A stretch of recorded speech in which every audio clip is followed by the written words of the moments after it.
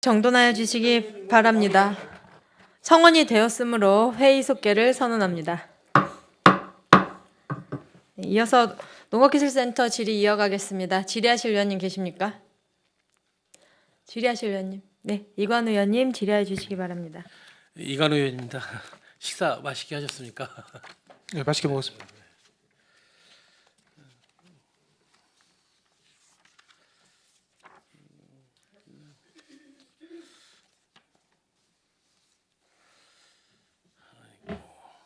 우리 30페이지 한번 봐주시겠어요?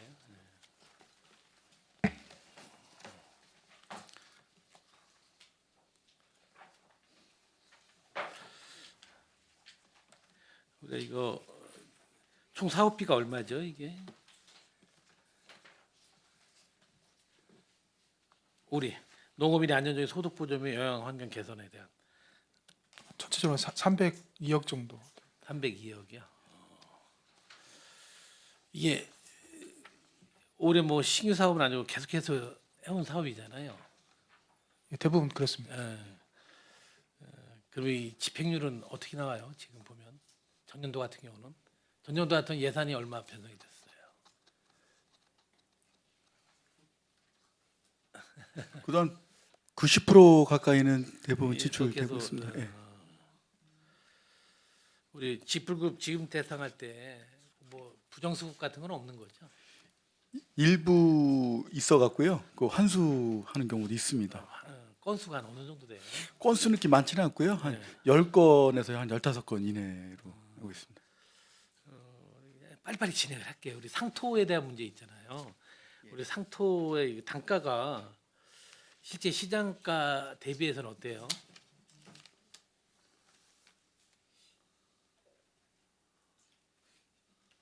시장가 대비는 뭐 거의 한 90% 수준으로 알고 있는데요. 100%까지는 좀 아닌 것 같습니다. 예. 아, 그래요? 뭐 그냥 뭐 대등 소유하다고 보시면 예, 되겠네요. 그렇습니다. 우리 항공 공동방제 있잖아요. 이게 실은 이게 추진가 그러니까 지역 아닌 지역도 있잖아요, 그렇죠? 그렇죠. 아닌 지역도 있죠. 예. 그 문제에 대해서 형평성 갖고 얘기하시는 민원은 없나요? 없습니다. 어차피 농협별로 신청을 받아갖고 이제 하는 저희한테 거기 때문에. 하는 거라. 예. 우리 유기질 비료도 보면 14,250톤. 이거는 사업량이 실제 수요 조사를 이루어진 다음에 이렇게 사업량을 책정을 하시는 건가요? 어떻게 하는 거예요?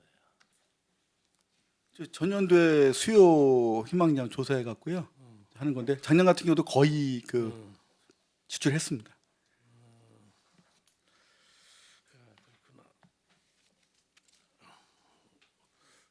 우리 그 농업용 드론 뭐 소형 농기계 이렇게 보게 되면 소형 농기계 지원 대상 선정 과정에서 뭐 우선 원칙이 좀 있나요? 일단은 그 소규모 농가를 좀 위주로 이제 먼저 하거든요. 예. 소규모 농가, 뭐 고영농이라든지 영세농 뭐 그런 쪽으로. 그렇죠. 예, 그런 거 같이 이제 전부 그 평가표대로 하고 있습니다. 우리 재보임 가입률이 전체 농경지 대비 어느 정도 수준이에요? 5,995 헥타르인데 그 작년 이제 통계를 보면 작년에 3,405건 정도 했거든요. 3,400. 예, 그걸 보면은 실질적으로 그 경영체 등록한 2만 한 2천 명 정도 되고 농가 수는 한 17,000 정도 된다 보면 30% 정도. 또 미가입은 또 왜 미가입 사태가 미가입 하시는 분들은 또 왜 미가입이 되시는 거예요? 솔직히 이제 재보험료가 비싸다라고 여기는 농가들이 있고요. 그래서 이제 가입을 했다가 그 다음에 또 가입 안 하는 경우가 엉망 있어서 실질적으로 좀 이제 피해로 인해서 효과를 본 이제 농가들은 계속 가입을 하고 그렇지 않은 경우가 있습니다. 저는 이제 요거에 대해서 그 농업의 안정적인 소득 개선이라고 하니까 제가 자꾸 수치를 물어보는 게 좀 근거를 좀 알고 싶어서 물어보는 거니까 이해해 주시기 바라겠습니다. 우리 농업인 안전보험 같은 경우도 실제 사고 그 보상한 그 사례가 좀 많이 있습니까? 그거는 한번 별도 한번 확인해서 자료 제출토록 하겠습니다. 예, 실은 이게 적은 비용이 아니잖아요. 뭐 예. 이 두 개 일단 이 재보험하고 안전보험만 따져도 한 20억이 넘잖아요, 그렇죠? 이런 거 만약에 보험을 들었으면 그거에 대한 보상 문제가 충분히 잘 이루어지나 그게 좀 궁금하니까 혹시 자료 준비되시면 편한 예. 시간에 한번 주시기 예, 바랍니다. 알겠습니다. 네.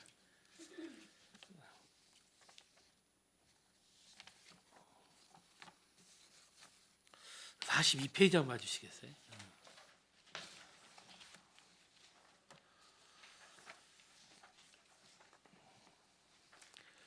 이 보면 이게 대부분 어떻게 보면 교육이 상당히 중요한 부분이잖아요. 점유력 양성에 대한 부분에 대해서는 강사의 기준이 좀 어떻게 되는지 좀 알고 싶어요.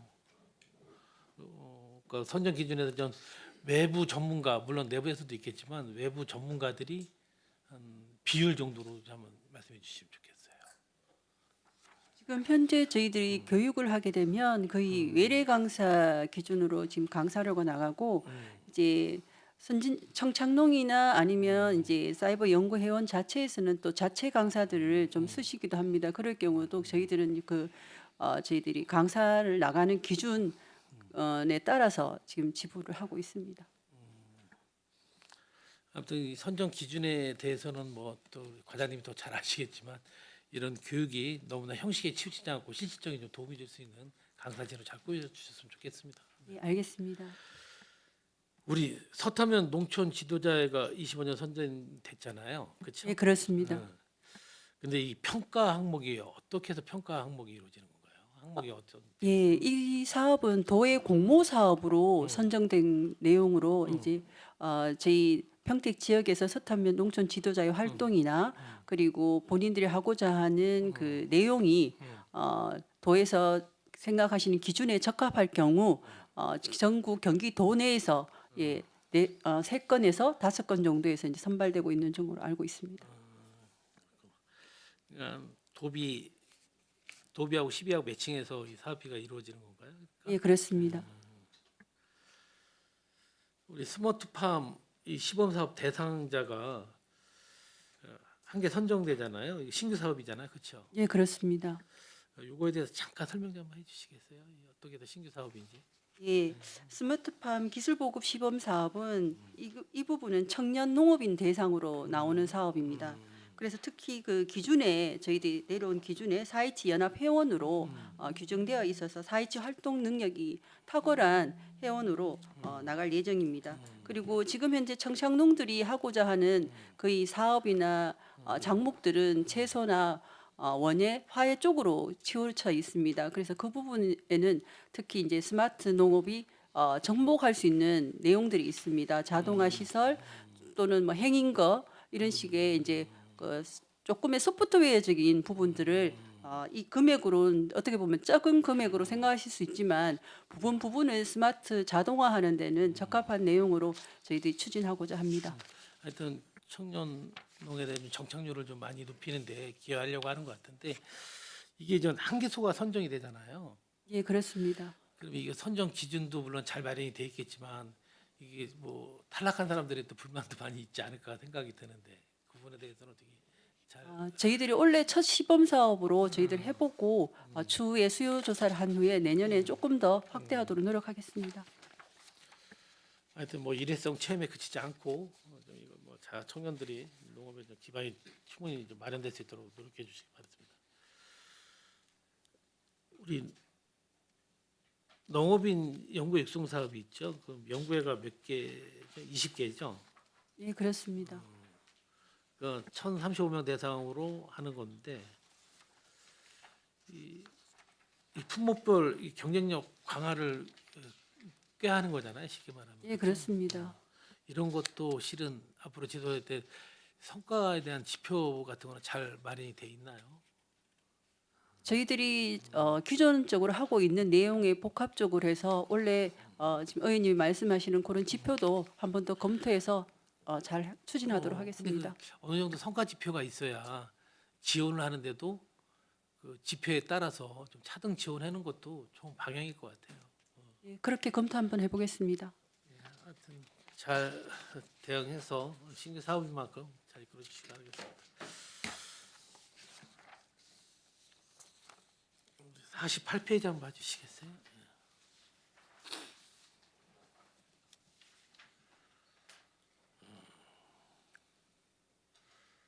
우리 그 동물보호센터의 운영비가 연 한 10억 이상 투입되고 있죠. 예, 그렇습니다. 근데 여기서 운영비 중에서 가장 많이 차지하는 비용이 어떤 거예요? 우리가? 지금 사양 관리하고 그 이제 그 용역비입니다. 예. 운영비. 예, 포획 구조 쪽으로 다 예. 우리 동물보호센터에서 지금 동물 보호수가 마리수가 어떻게 되죠? 지금 현재요. 네. 현재는 지금 125마리 지금 25마리. 예.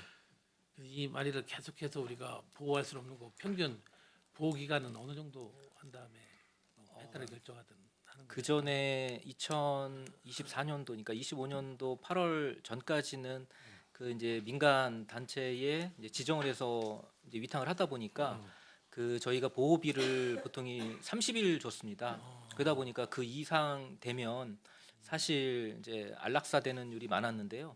저희 지금 직영 센터 운영하고 나서는 거의 그 지금 보호 기간이라는 자체는 이렇게 정해놓고 있지는 않습니다. 하여튼 그 이제 안락사 시키는 것도 그 입지를 해서 도저히 그 사양 관리가 불가능하다라는 개체하고 그 다음에 이제 교통사고나 이런 거로 인해서 들어오는 애들 중에 치료를 하다가 원장님이 도저히 안 되겠다라고 하는 개체들만 선별적으로 하고 있기 때문에 그 나머지 부분에 대해서는 저희가 이제 입양을 통해서 많이 이제 보내고 있습니다. 아니 아주 뭐 동물보호센터가 아주 평이 너무 좋아요. 실은 너무 좋고. 근데 우리 입양률은 어느 정도 되는 거예요? 지금 현재 그 저희가 보호 직영 센터 되기 전에는 저희가 입양률이 32% 정도 됐습니다.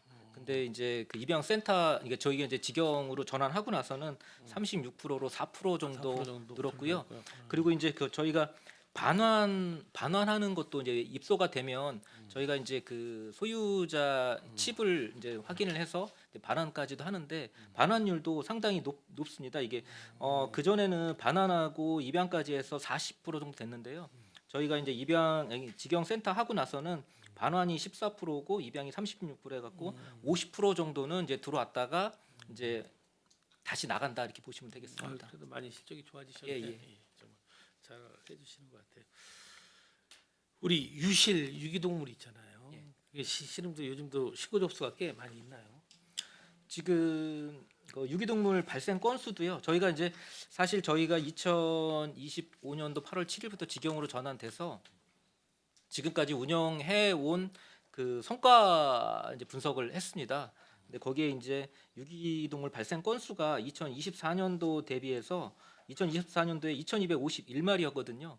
근데 이제 작년 기준으로 보면 1,740마리로 해서 23% 정도가 감소된 거로 이렇게 나타나고 있습니다. 그래도 뭐 잘 구조를 해서 그분들이 좀 해줬으면 좋겠어요. 우리가 그 유실 유기동물 입양하는 경우가 있잖아요. 그런 거에 대해서 우리가 의료비 등 지원을 해주잖아요. 그러면 우리가 그 한 3,700 정도 우리가 잡혀 있는 거죠. 네, 그 그렇습니다. 입양비 지원으로 예. 그럼 대부분 그 지원해 주는 게 어때? 의료비 지원을 해주는 거예요? 아니면 그 물품을 지원해 주는 거예요? 그 요거는 그 보조 사업이고요. 그 입양을 해가면 그 이제 동물에 대해서 이제 뭐 진료비나 치료비나 또 뭐 애완 미용 용품도 다 되고요. 그러니까 그 반려동물과 관련된 모든 그 항목이 다 포함된다고 보시면 되겠습니다. 25만 원 기준으로 60% 보조해 갖고요. 15만 원 한도로 지금 보조를 하고 있습니다. 다시 좀 앞으로 돌아간다 우리 구조를 요즘 상당히 그래도 많이 하는 편인데 구조 인력이 지금 2명으로 책정되어 있는 거죠. 지금 2명이 2개조로 해 갖고 예, 돌아가고 있습니다. 그럼 총 네 명입니다. 네 예. 명입니다. 뭐 인력은 부족하지 않나요? 현재까지는 그 수요에 따라서 지금 활동을 하고 있습니다. 우리 그 길고양이 충성화 수술도 보니까 1,200마리 정도 하시는 것 같아요. 예. 그리고 이게 실은 우리 중성화 수술하는 거는 개체 수를 좀 줄이기 위해서 하는 거잖아요. 뭐 그런 거 지표 같은 거 있지는 않죠. 뭐 이걸 어떻게 뭐 지표를 내기가 또 어렵겠죠. 그렇죠, 당연히. 예, 맞습니다. 그래서 경기도에서 이걸 가지고 용역으로 작년에 발주를 이제 했거든요. 그거에 대한 효과성이 있는지, 근데 아직 결과는 안 나온 거로 알고 있습니다. 아무튼 이것도 결과가 좀 나올 수 있는 그런 지표가 있었으면 상당히 좋을 것 알겠습니다. 같은데 정말 수고하셨습니다. 68페이지 한번 봐주시겠어요?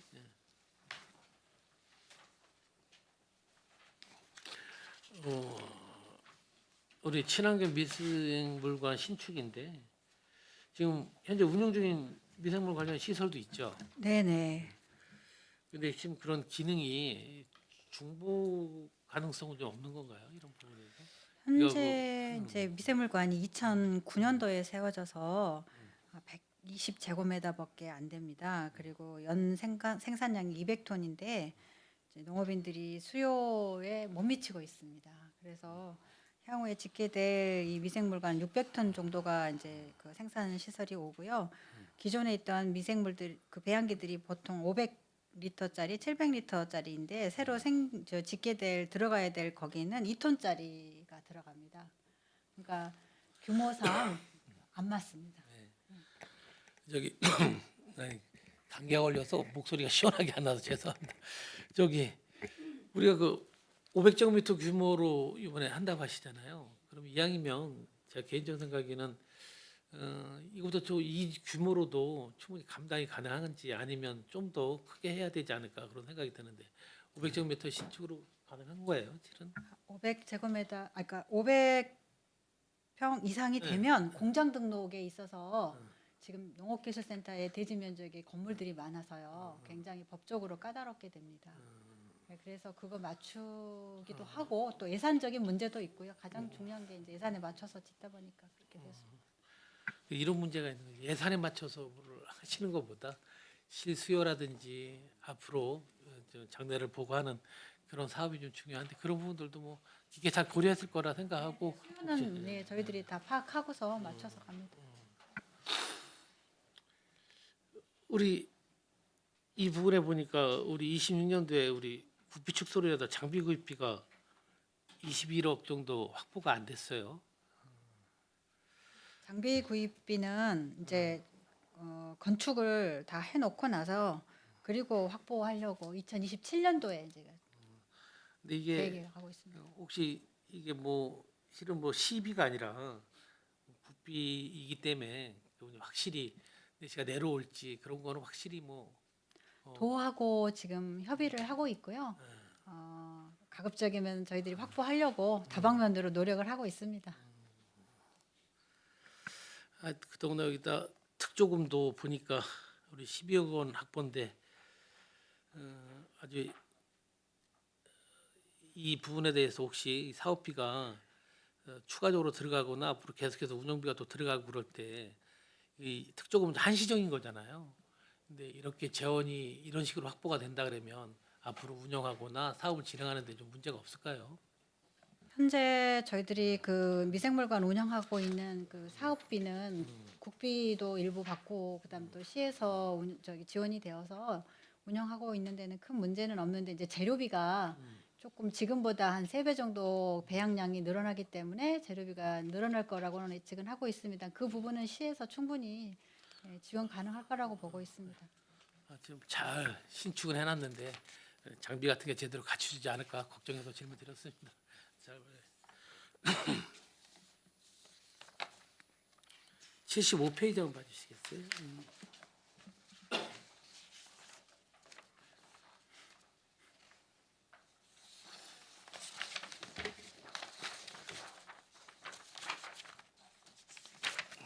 74페이지죠. 농업생태원 관리 운영 보게 되면 최근 3년간 계속해서 운영비가 좀 증가하는 원인으로 나왔어요. 물론 인건비 증가도 있겠지만 주요 원인은 좀 뭐라고 생각합니까? 생태원 운영비 말씀하시는 건가요? 네, 네. 운영비는 그닥 증가한 사안이 작년하고 유사한 걸로 알고 있는데요. 그래요? 네, 난 저희가 내가 나서 볼 때 한 최근 3년간 조금씩 다 올랐던데 제가 잘못 보고 왔나 그러면? 예, 생태원 운영비는 예, 작년하고 조금 오히려 줄었습니다. 아, 그래요? 제가 잘 봤네. 우리 개조별 화해류 식재미 경관 조성에서 이게 얼마가 우리가 예산이 들어간 거죠? 화해료 식재 및 경관 조성이요. 네. 올해 예산은 2억 500만 원입니다. 500만 원. 작년에도 2억 500만 원 들어간 예, 거예요. 거의 비슷한 수준이에요. 2억 500만 원이 들어간 거에 대해서 화해다 보면 행사 종료 후에도 이게 지속적으로 계속 유지가 돼야 되는데 그러지 못하는 부분이 대다수잖아요. 예, 예. 그럼 방안을 좀 어떻게 마련 2억 500만 원의 돈이 어떻게 보면 너무 쉽게 하나만 쓰고 네. 이렇게 사라지는 그런 게 좀 물론 뭐 이 화해 특성상 그렇긴 하겠지만 그래도 뭔가 좀 한번 개선은 좀 필요해야 될 것 같아요. 매년 이렇게 2억 500씩 쭉쭉 들어가서 그렇게 한다는 것이 정말 실효성이 있나 좀 궁금합니다. 알겠습니다. 우리 농업 해설 농촌문화 체험 프로그램에 참여한 연간 인원이 뭐 인원 참여율은 얼마나 되는 거예요? 참여율은? 작년 같은 경우에 이제 해설 프로그램에 작년에 해설 프로그램 117회에 5,023명 참여했었고요. 그다음에 이제 농촌문화 체험 프로그램 같은 경우에는 작년에 67회차 해서 1,040명 체험을 했습니다.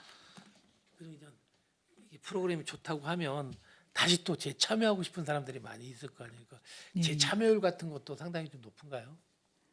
신청들은 많이 하시는데요. 저희가 이제 신규자 위주로 신규자 선발을 위주로? 할 때는 이제 뭐 전년도에 했었던 분들은 후순위로 하고 신규자 위주로 선발을 하고 있습니다. 인원을 더 늘려야 되지 않나 참여율이 높으면.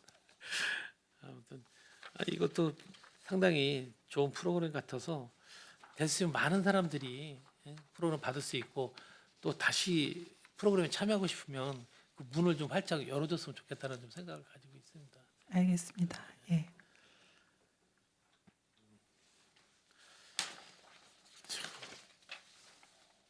마지막 좀 질문 좀 드리겠습니다. 우리 77페이지 한번 봐주시겠어요?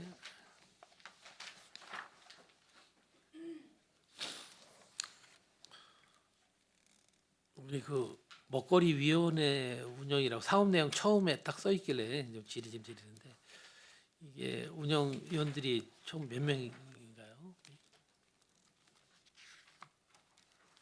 77페이지. 운영위원은 총 저기 18분이고요.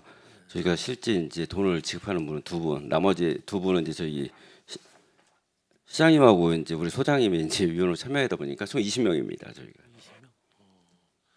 이것도 위원회 한번 열 때마다 한 얼마 정도 들어가요? 위원회 수당이 보통?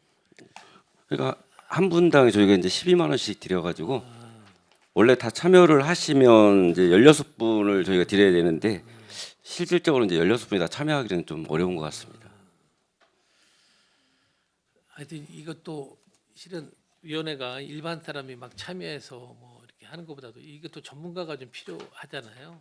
그 전문가 비율도 충분히 갖추고 있나 위원회? 일단 저기 대학교 분도 그렇고 그다음 외식업에 있는 분도 참여를 하시고 그다음 또 영양사 분들도 참여를 하시고 그다음 어린이집도 그러니까 골고루 저희가 그 먹거리에 관심 있는 그 단체를 참여를 시키고 있습니다. 아무튼 이런 것도 이런 물론 뭐 학식이나 뭐 그런 쪽에 많이 있는 분들도 중요하지만 실질적으로 요리를 만들거나 그런 분들이 많이 참여하는 게 좀 좋다고 생각을 합니다. 네, 알겠습니다.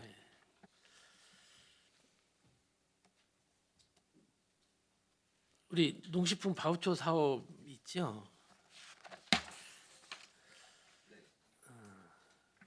대상이 몇 가구죠, 우리? 1167 아닌데 1170. 지금 1171 가구에 이제 저희가 10억 8,800만 원을 지원할 계획인데요.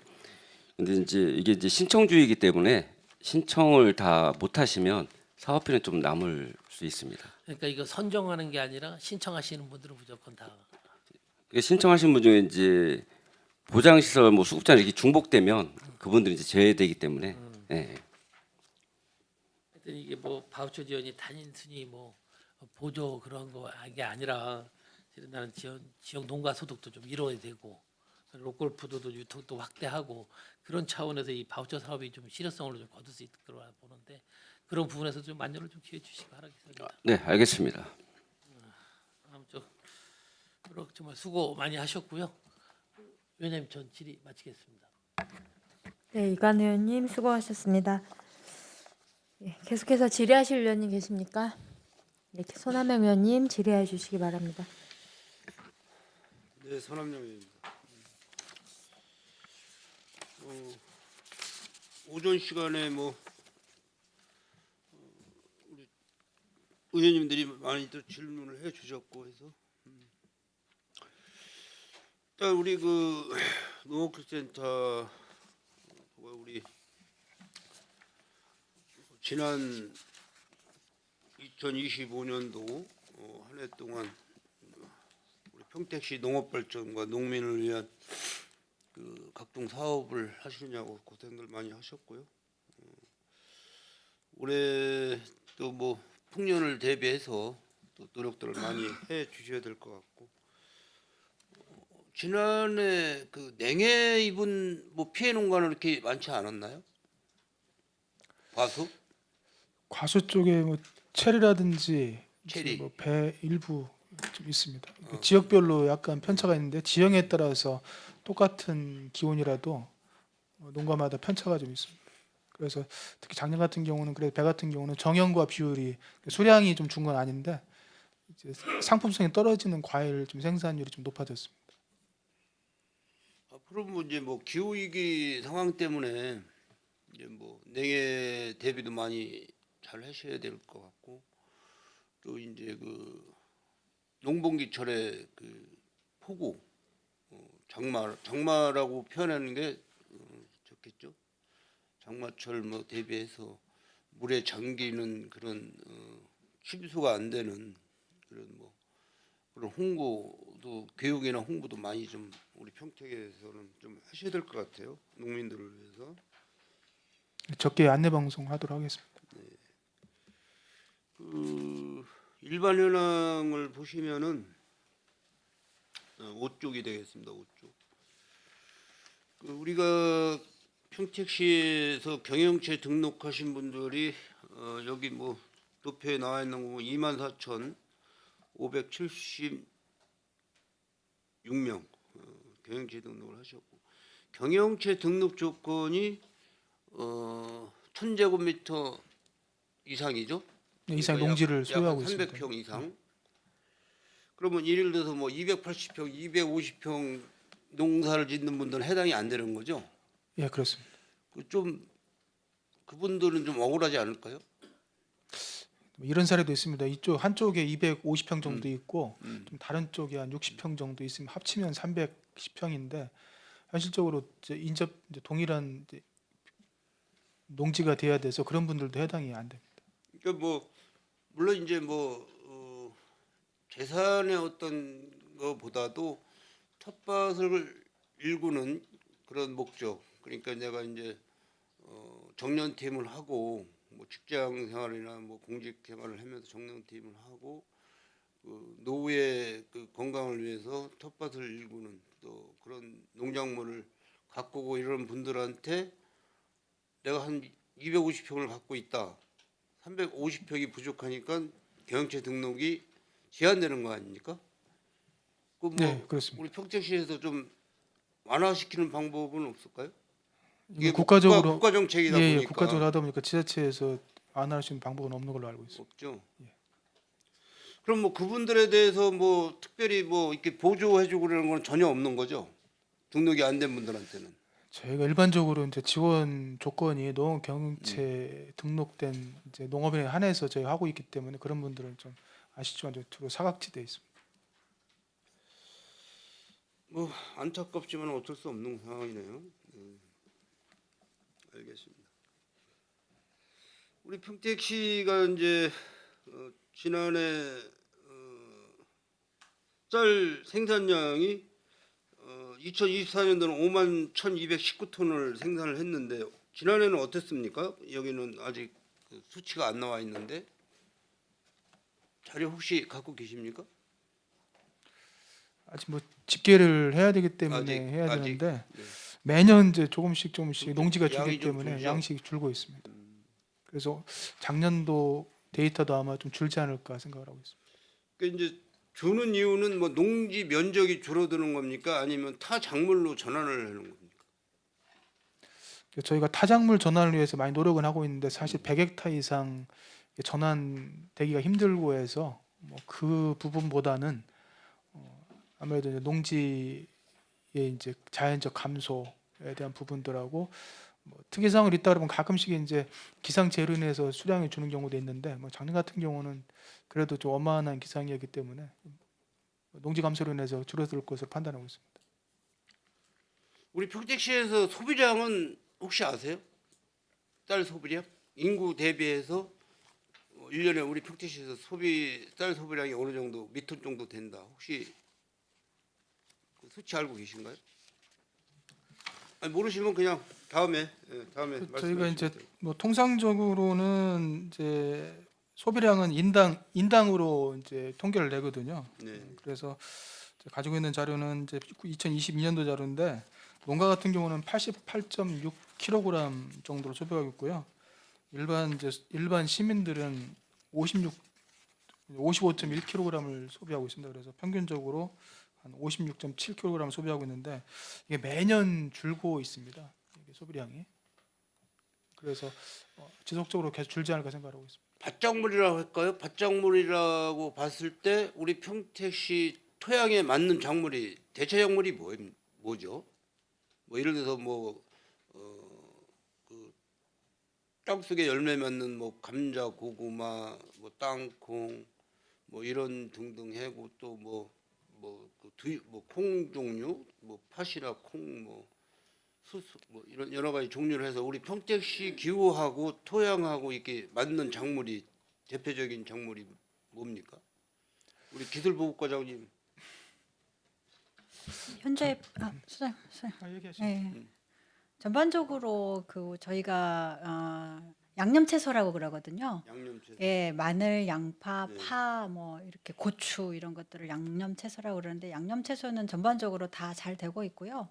그다음에 콩도 기후에 그렇게 크게 나쁘지 않습니다. 뭐 가을에 비가 좀 많이 와서 그렇지 이제 콩도 재배를 많이 하고 있고 또 노지 배추도 다른 시군보다 경기도권의 다른 시군에 비해서 노지 배추도 좀 많이 하고 있는 편입니다. 최근에는 땅콩이나 이제 감자, 고구마도 많이 재배가 되고 있는 상황입니다. 어쨌든 이제 땅콩이나 감자, 고구마는 토양 자체가 습함이 덜한 곳 그런 토양에서 좀 잘 되는 거고 뭐 지금 방금 말씀하신 양념 채소 같은 경우는 그래도 어느 정도 건조한 토양보다는 습한 토양이 좀 잘 되는 거 아닙니까?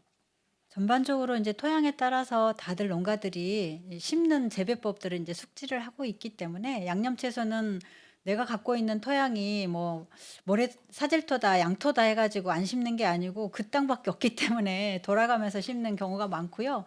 규모가 좀 많은 데는 그런 토양에 맞춰서 작기를 좀 이렇게 조정을 하고 있는 것 같습니다. 예를 들어서 말씀을 드리면 우리 기술보호과장님이 전이 500평이 있다. 농사를 짓는 토양이 500평이 있다. 무슨 농사를 지시겠어요? 저는 지금에는 감초를 심으려고 하겠습니다. 네? 감초는 한번 심어놓으면 감초? 2년 후에 이제 수확을 하게 되거든요. 풀 관리도 쉽고. 그거는 이제 비밀인데요. 오늘 공개를 해주셨네. 잘 들었습니다. 12쪽 보시면은 이제 그 임대 농기계 그 사용 건수가 이렇게 나와 있어요. 그 농용 트랙터는 몇 마력이 임대가 되는 거죠? 50마력 이하인가요? 50마력 이하도 있지만 50마력 이상도 있습니다. 종류가 50마력 이상도 임대가 있습니다. 가능합니까? 예.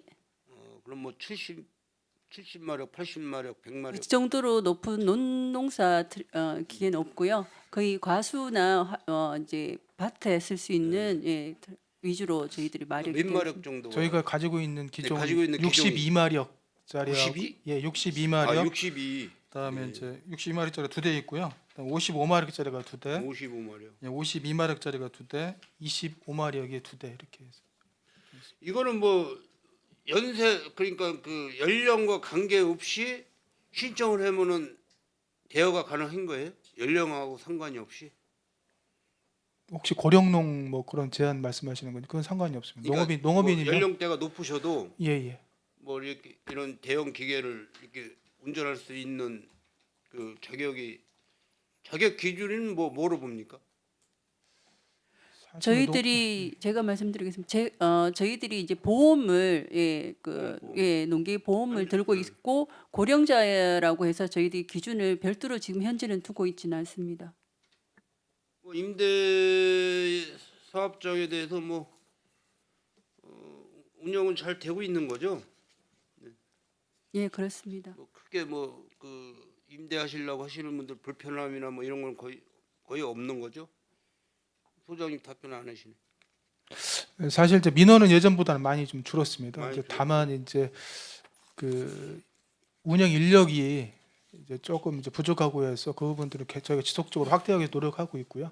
뭐 정비할 수 있는 전문 인력들이 한 번씩 이제 그만두게 되면 이제 뽑고 하는 과정에서 공백이 있고 해서 그런 부분들이 사실상 현장에서 애로사항이 가장 많습니다. 자동 세척기 관계는 오늘 질문 안 하겠습니다. 우리 원정훈 과장님께서 저하고 약속한 게 있어서 제가 그 날짜만 기다리고 있겠습니다.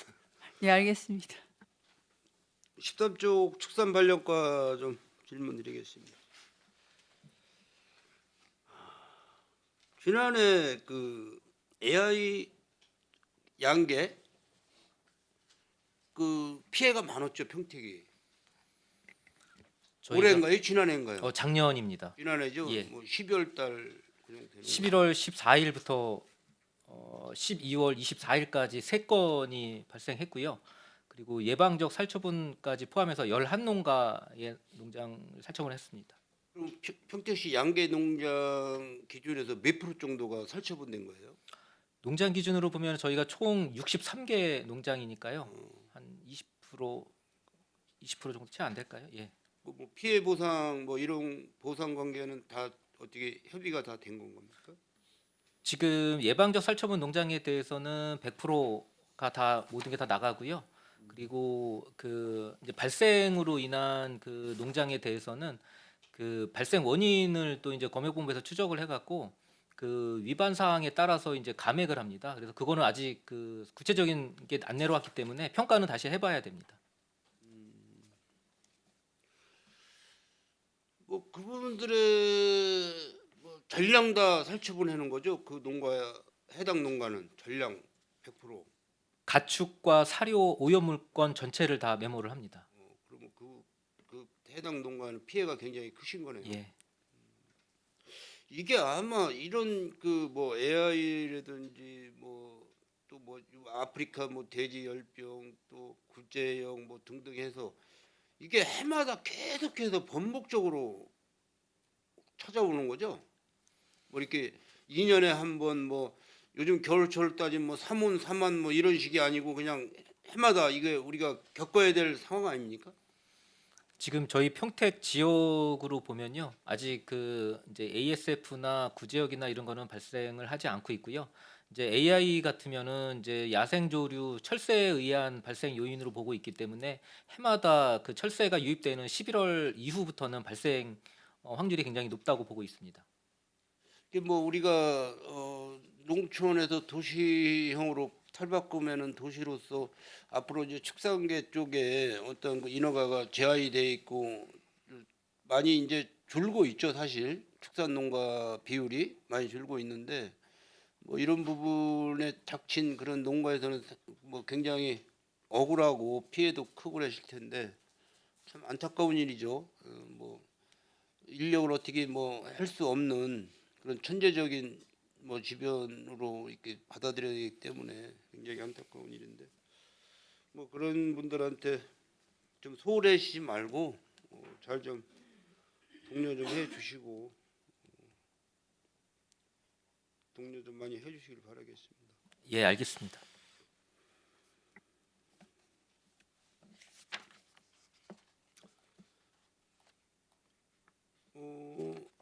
기술보호과 17쪽 보시면은 지금 이제 고시가리하고 꽃맞이하고는 평택에서 이제 결정이 된 거죠.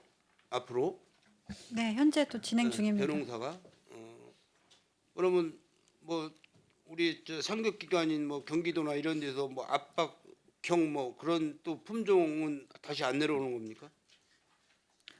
압박은 없고요. 강제성이 있잖아요, 그게. 이제 외래 품종 고시깔이나 추청이 두 품종이 이제 외래 품종이어서 국가 정책상 차츰 줄여가겠다라는 얘기입니다. 그래서 추청은 올해 50톤이 풀리고 내년부터는 공급이 중단이 됩니다.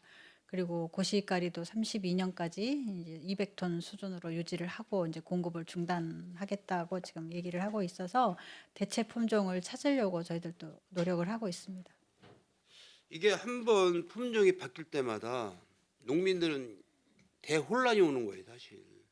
왜냐하면 이 병충해 방제라든지 뭐 물 관리라든지 여러 등등 약재 방제라든지 해오던 일을 계속 하셔야 되는데 품종이 바뀌면은 지금 뭐 사실 영농에 종사하시는 분들이 물론 이제 청년 세대들도 많이 계시고 중년도 많이 계시겠지만은 거의 연령대가 높으신 분들이 영농에 많이 참여를 하시기 때문에 이런 부분은 우리 기술보호과장님이 좀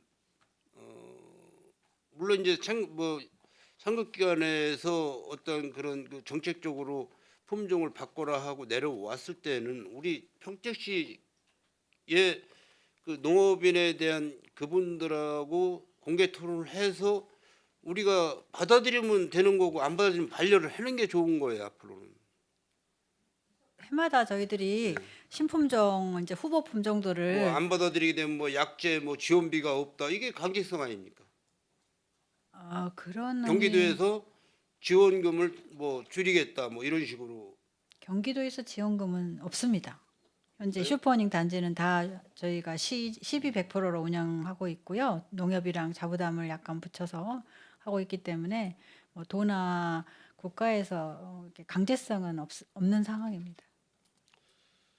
알겠습니다. 뭐 지난해 2년 전이죠? 꽃맞이 시작한 게 2년 전이죠? 3년 전인가요? 2년 전.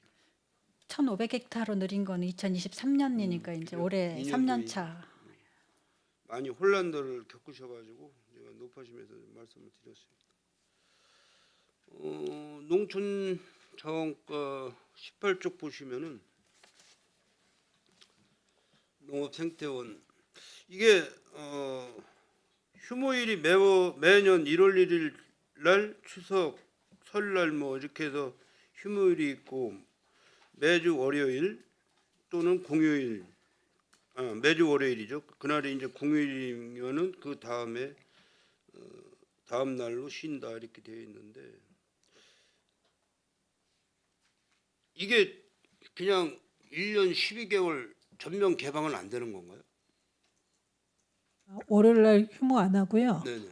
근데 이제 이 여기 직원분들이 출근을 하셔야 되는 건가요? 예, 직원분들이 방문자 센터에 있어야 되고 이제 뭐 휠체어 대여라든지 뭐 이런 필요한 물품들 직원들이 출근을 해야 되기 때문에 주말 근무를 했기 때문에 이제 월요일 날 휴무는 해야 됩니다. 그래야 예를 들어서 그분들 직원분들이 출근을 하면은 네. 월요일 날 출근을 하면 화요일 날 쉬시게 하면은 출근한 분이 하루 대체 휴일을 직원분들은 하루 이제 대체 휴일이 들어가는 거죠. 그런 방법은 없어요?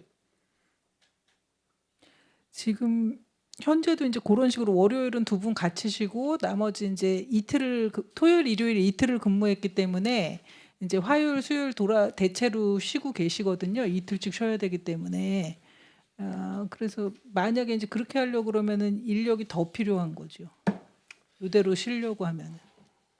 근데 왜냐하면은 왜 이런 말씀을 드리냐면은 사실 우리 평택시는 이렇게 생태적인 어떤 자연 공간을 접하기가 굉장히 힘든 도시예요. 그리고 또 거리도 멀고 이 농업센터 위치는 지금 평택시 서부 북부 남부로 따지면 한 복판이로 볼 수가 있거든요. 그래서 지난해 경기도 정원박람회로 인해서 또 많이 이쁘게 잘 갖고 놓고 했는데 우리 시민들이나 외부의 손님들이 와서 이런 장소에 가서 좀 차도 한잔 마시고 여가도 좀 즐기고 이런 장소를 공휴일이 있다라고 하는 거는 좀 우리 시민들을 위해서는 아니다라고 생각이 돼서 말씀을 드리는 거예요. 한번 고민을 좀 해봤으면 좋겠습니다. 소장님. 예, 알겠습니다. 사실 현재도 쉬는 날이라 하더라도 이제 농센터 본관 쪽 옆으로 해서 시민들이 이제 관람은 자유롭게 하십니다. 근데 다만 아까 말씀드린 것처럼 방문자 센터에서 제공하는 서비스가 이제 당일날은 이제 제공이 안 되는 이제 그런 차이만 있는데 그 부분도 저희가 인력 부분이라든지 예산 부분 좀 확인해서 검토하도록 하겠습니다. 그 생태원의 충전기가 지금 뭐 200kW가 2대, 급속 충전기 100kW가 한 대인데 이거 3대 가지고 충분합니까 용량이? 그거는 저희가 지금 예, 지속적으로 이제 신청을 해서 추가로 계속 설치를 하고 있는 상황입니다. 한꺼번에 다 여러 대를 안 줘가지고요. 예, 계속 신청을 하고 있습니다. 지금 여기 자료에 보면 토끼가 70마리인데 맞아요? 70마리가 맞습니까? 예, 현재 한 예, 조금 더 넘는 것 같습니다. 토끼 잘 건강히 잘 자라고 있죠? 예, 아주 겨울이라 살도 많이 찌고 잘 자라고 있습니다. 뭐 유튜브가는 제가 이따가 또 다음 시간에 노컬푸드 때 그냥 노컬푸드에 대해서 내가 질의 좀 하려고 그랬는데 노컬푸드 때 그냥 바로 질의를 하도록 하겠습니다. 수고들 하셨고요.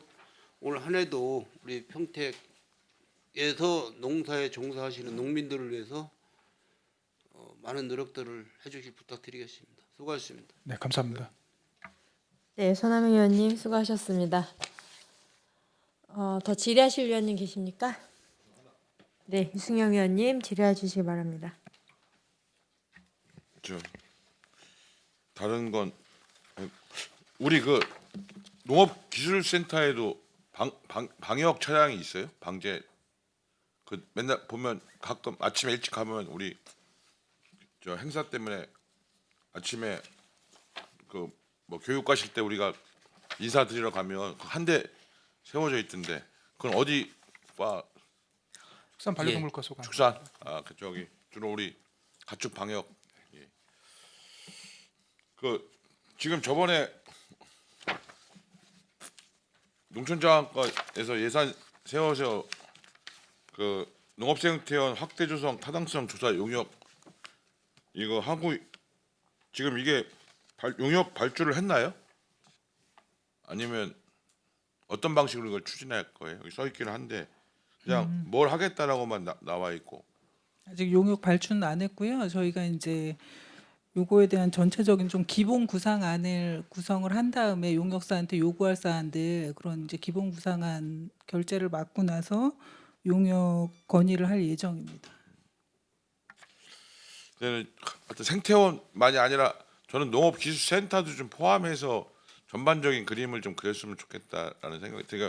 지금 우리가 여러 가지 부족한 시설들 때문에 건물들도 많이 짓잖아요. 그러다 보니까 기존에 있었던 그 뒤에 있던 그 배나무 과수원식으로 배나무 그 시범단지 같은 것도 다 없어졌잖아요. 네, 그렇습니다. 네. 그래서 그런 부분들이라든가 뭐 스마트팜이나 이런 거와 관련된 시설이라든가 그래서 뭐 단계는 나눠서 뭐 하더라도 좀 구상은 좀 전반적인 농업생태원과 농업기술센터의 시설까지 포함해서 좀 전반적으로 좀 그림 속에서 좀 같이 나와야 되지 않냐 이런 고민이에요. 그 부분은 저희가 이제 내부적으로 저희 2020년도 통합하면서 1차적으로 해서 향후에 이제 앞으로 시설 관리라든지 그런 부분들은 정리는 하긴 했는데요. 결국은 이제 기존에 있는 노후화된 시설들을 어떻게 이제 유지 보수하고 또 새로운 기능에 맞춰서 또 새로운 이제 뭐 그런 건물들로 하느냐 그런 부분들인데 그러니까 저는 이제 실습 교육을 예전보다 네. 할 수 있는 공간이 없으니 그럼 그런 공간들도 좀 확장해야 되지 않느냐 이런 것과 농업생태원의 확장 이런 것들이 같이 고민 속에서 위치나 배치도가 이런 것들이 좀 나와야 되지 않느냐 이런 말씀을 드립니다. 생태원 용역하면서 같이 하기는 좀 어려울 것 같고요. 그 같이 하면서 고민은 같이 해서 어차피 내부적으로 정리해서 뭐 딱히 뭐 이렇게 본관 운영에 대한 부분들은 뭐 각자 용역을 해야 될 것 같으니까 일단 그거 하면서 같이 고민을 하도록 하겠습니다. 알겠습니다. 이상입니다. 네, 윤승영 의원님 수고하셨습니다. 계속해서 질의하실 의원님, 네, 김순희 의원님 질의해 주시기 네. 바랍니다. 의원님들이 많이 질의를 하셨는데 저는 한 축산 반려동물과 제가 아까도 말씀드려갖고 제가 개인적으로 여쭤봤는데 개사육농가 폐업 전업 지원해서 30억 가까이 이제 11개소가 있어요. 그럼 이게 내년 2월 달까지 이걸 전부 다 정리를 한다고 하셨는데 혹시 그 내년 2월 달까지 정리가 다 될 수 있는 건가요? 그거에 대해서는 어떻게? 저희 그 실질적으로 개 사육 농가 지급 대상이 되는 건 12농가고요. 12농가에 지금 15,205두가 대상입니다. 그중에 지금 폐업을 완료한 농가가 지금 9농가입니다. 그게 이제 마리수로 따지면 15,137두고요. 최종적으로 이제 그 소규모로 되어 있는 세 농가의 68두 정도는 아직 폐업을 안 하고 있는데 이 농가도 내년도 2월까지 기간이 만료이긴 하지만 금년도 안에 이제 정리를 하는 거로 저희가는 계획을 잡고 있습니다. 이 사업이 거의 막바지네요. 쉽게 예, 말하면. 그렇습니다. 예. 그럼 이거 거의 다 막바지. 9개 농가가 다 저기를 했다면 폐업을 했다면 3개밖에 안 남았으니까 거의 다 막바지 사업인데 이건 빨리 예, 초속으로 12개 중에 6개는 이제 감정 평가까지 다 완료를 해서 이제 거의 모두게 80%는 지급이 됐고요. 그리고 나머지 이제 그 6농가 중에 3농가는 이제 폐업을 하려고 하고 3농가도 폐업을 완료했는데 약간의 이제 그 이제 좀 소송이나 뭐 그런 게 좀 돼 있는 게 있어서 거기는 이제 그거 진행되는 다음에 저희가 바로 집행토록 하겠습니다. 이거에 대해서는 농가 이거를 개사육을 하는 농가하고 무슨 이런 더 이상의 그 언쟁이나 이런 건 없을 거라고 보네요, 그렇죠? 예, 그렇습니다. 얼마 다. 네, 수고하셨습니다. 그리고 60페이지에 보면은 미래 식량 작물 농업 신기술 보급 확대 이렇게 해서 보면 이제 신규 사업도 있긴 한데 이게 영농 부산물 안전처리 지원해서 이게 계속 하던 사업이잖아요. 이건 계속 하던 데서 계속 하는 건가요? 네, 이 사업이 이제 국비 지원 사업입니다. 그래서 작년부터 시작이 되었었던 사업이고 올해도 하는데 이게 실제로는 농업 경영인에게 저희들이 위탁을 줘서 운영을 하고 있습니다.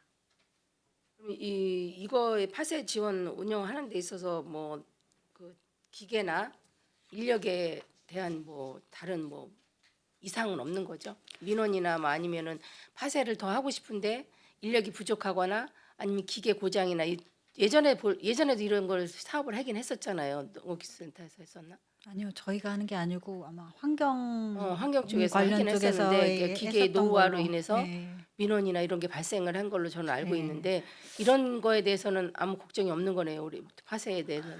네. 아니요, 지금도 지금도 지금도 인력하고 기계가 장비가 많이 부족해서 원하시는 때에 다 못 해드리고 있고요. 특히 이제 과수, 배나무나 뭐 포도, 사과 가지는 좀 굵잖아요. 그런 가지를 파쇄할 수 있는 장비가 없습니다. 저희도 이 장비도 농기계에서 임대를 해가지고 저희가 이제 인력 지원만 가지고 하고 있는 상황이거든요. 그런데 수요에 비해서 예산이 턱없이 부족한 상황입니다. 그래서 국비 지원을 받고 있기 때문에 이 사업비만 가지고 운영을 하지 실제로 농가의 수요를 다 맞춘다고 하면 이 사업비의 10배는 더 필요하다고 봅니다. 그래도 지금은 뭐 태우거나 이런 거는 거의 안 하시잖아요. 그렇죠? 네, 이제 뭐 하기는 하셔도 하긴 하셔도 화재 뭐 위험 그런 것도 많이 걱정을 많이 하셔야 될 것 같아요. 많이 줄었습니다. 네. 네. 그리고 이제 신규 사업에서 제가 하나 쌀 적정 생산을 위한 밭작물 전략 작물 육성에 2개 사업에서 저는 1억 500만 원을 투자를 하고 계신데 이 쌀 생산량이 과다해서 쌀 생산량은 저희 농가 생산량보다 수요량이 더 적죠? 아니요. 저희가 그렇지는. 이제 쌀을 아까 소장님 말씀하신 1인당 소비량이 보통 전에는 70, 뭐 80 하다가 지금은 60kg 이하로 떨어졌습니다. 1년간 먹는 1인당 쌀 소비량이 약 56kg, 55kg 정도밖에 안 되기 때문에 생산량에 비해서 공급량이 좀 많다 보니까 정부 차원에서 쌀을 줄이고 다른 작물로 좀 대체를 하자, 밭작물로. 그런데 이제 밭작물을 하게 되면은 물 빠짐이 좋아야 밭작물은 살 수가 있거든요. 그래서 그 물 빠짐을 좋게 하는 사업비를 우리가 줘서 논 대신 밭으로 활용하자라는 게 이제 논 활용 밭작물 생산체계 구축 시범 사업이 되겠습니다. 맞아요. 물 빠짐이 잘 되고 하면 논에서 생산한 쌀의 수익보다 밭작물로 생산한 쌀의 수익이 또 균형을 이루어야 되는데 아니요, 쌀로 생산하는 게 아니고 이것은 그러니까 다른 작물을 예, 생산하는데 콩이나 뭐 깨나 감자, 옥수수로 이렇게 생산을 하게 되고 이제 노동력은 많이 소요가 되겠지만 농산물의 가격은 쌀보다는 훨씬 높은 것으로 저희들이 예. 그러면 이것도 앞으로도 이것도 시범 사업으로 하지만 앞으로도 이것도 저희 평택시에서는 도입해야 될 하나의 사업이라고. 네, 이제 말씀드렸듯이 잘 되면요. 네네. 기후 이상을 해갖고 원예작물 안전 생산 기반 조성에서 신규 사업이 뭐 도비, 국비, 시비 이렇게 자부담도 있는데 여기에 보면은 과수에서 저비용 동상의 예방 투입 이거는 전 과수원을 전부 다 대상으로 지금 하실 예상이신가요? 대상은 다 되시는데 한 개소밖에 안 됩니다. 그래서 예, 신청들이 이제 많이 들어왔는데 그러니까 이렇게 신청 들어온 데를 현대 실태 조사를 하고 산업협동 심의에 거쳐서 시범적으로 한 개소 해서 그 사업이 성과가 있다 그러면 향후에 저희들이 농업정책과에 또 건의해서 확대해 나갈 예정입니다. 이제 점점 갈수록 이상 기온의 형태로 인해서 겨울에는 냉해가 많고 여름에는 또 폭우나 그런 저 더위로 인해서 많은 작물들이 피해를 많이 있는데 이 기후 위기에 대응하는 이런 것도 연구도 많이 좀 하셔야 될 것 같아요. 농업기술센터에서 하실 일이 너무 많으시지만 그래도 이런 것도 해갖고 농민들의 소득에 좀 더 보탬이 될 수 있도록 노력해 주시기 바라겠습니다. 이번 시범 사업에 기후 변화 관련돼서 많은 내용을 담았습니다. 네, 여기 많이 담아 있는데 다 성공하길 바라겠습니다. 네, 수고하셨습니다. 감사합니다. 네, 김순희 의원님 수고하셨습니다. 더 질의하실 의원님 계십니까? 네. 우리 의원님들 많이 질의를 해주셨고 이제 농업에 대한 걱정과 또 뭐 격려를 담아서 여러 가지 말씀을 해주셨는데 꾸준히 잘 해주시고 있지만 앞으로도 좀 더 열심히 힘내서 업무를 해주셨으면 좋겠고요.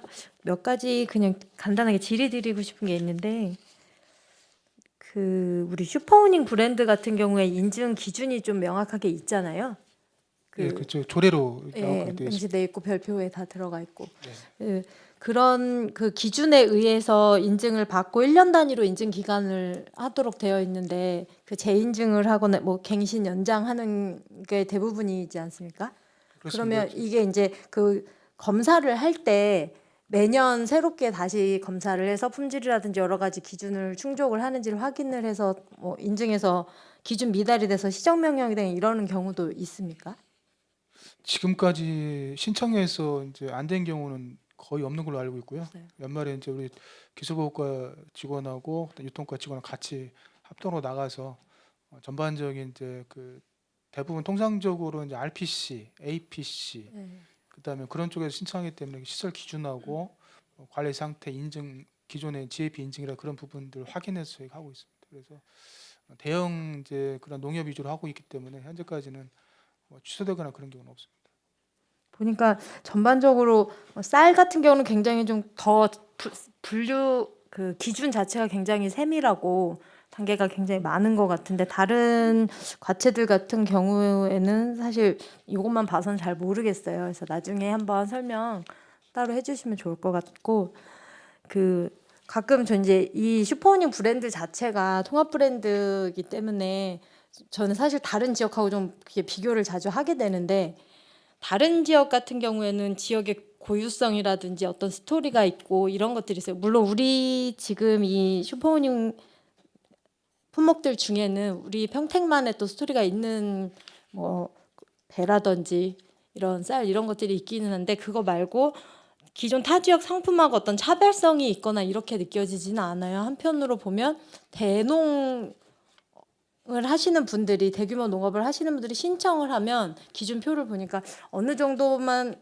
그 최하점만 아닌 경우면은 웬만하면 신청하면 다 충족을 할 수 있는 상황이더라고요. 소규모 농업 하시는 분들이 좀 그렇게 되면 점점 시간이 지날수록 지원을 받는 게 줄어드는 상황이 되잖아요. 슈퍼우닝 자체에 지금 우리가 지원하고 있는 사업들이 있으니까. 그래서 그분들에 대한 애로사항이나 이런 것들 좀 진작시킬 수 있는 것에 대한 고민이나 이런 대안이 있으세요? 계속 이야기가 나오던데. 저희가 뭐 벼라든지 뭐 다른 이제 채소라든지 그런 뭐 벼 같은 경우는 이제 거의 12,000헥타 중에 한 4,500헥타 정도니까 꽤 많은 이제 양을 차지하고 있고요. 다만 저희가 다른 농가보다 그 좀 더 확대 지원한 부분들은 장려금하고 뭐 종자 그다음에 이제 그런 부분이고 나머지 농자재 부분들은 뭐 많이 이제 일반 농가들도 이제 예전보다는 거의 많이 근접해서 하고 있습니다. 그래서 다만 채소 농가 같은 경우는 이제 양이 좀 늘고 있지는 않아요. 이제 지원된 부분들이 이제 장려금 위주로 하고 있다 보니까 그래서 그런 부분도 거의 공이 같이 하고 있다고 생각을 하고 있고요. 다만 이제 저희가 앞으로 나아갈 방향은 이제 다른 이제 과수라든지 채소처럼 쌀도 장려금 위주로 이제 품질에 따른 장려금 위주로 정책을 전환하고 일반 농자재는 일반 농가와 동일하게 지원하는 쪽으로 저희가 정책을 지금 농협하고 같이 논의를 하고 있습니다. 옳은 방향인 것 같습니다. 어쨌든 이 평택에서 자란 농산물이니까 슈퍼우닝이다라는 약간 뭔가 애매한 그런 대표성으로 하기에는 좀 애매한 느낌이 없지 않아 있어서 이거는 말씀을 드렸고 좀 우리도 우리만의 스토리나 어떤 그런 것을 가지고 대표할 수 있는 다른 지역하고 차별화될 수 있는 그런 농산물들이 좀 나왔으면 좋겠다라는 바람이 듭니다. 예, 품목을 좀 발굴하도록 하겠습니다. 쉬운 건 아니죠. 그리고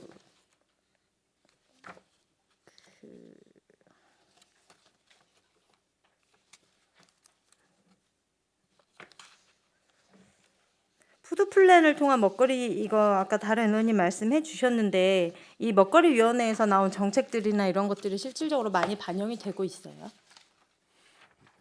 거기서 이제 의견들을 이제 많이 내주시는데 그 의견들이 저희 정책 쪽에 이렇게 반영이 될 수 있도록 계속 농업정책과하고 협의해서 그 사업들을 반영하고 있는 중입니다.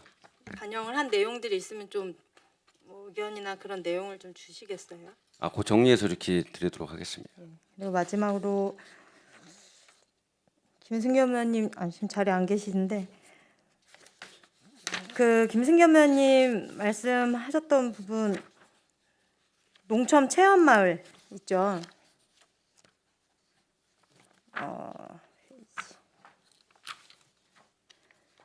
아까 말씀하실 때 약간 이제 뭐 다른 민원들이 있고 한다. 저는 이제 궁금한 게 이 부분이 어떤 이 농촌 체험마을도 여러 가지가 있지만 최근에 지금 지정받은 곳이나 이런 곳들 보면 이용하는 어떤 프로그램을 이용하는 시민들의 그 수가 많게는 뭐 4만 5천, 6만 뭐 이런 식으로 가는 곳이 있고 100명도 안 되는 곳도 있어요.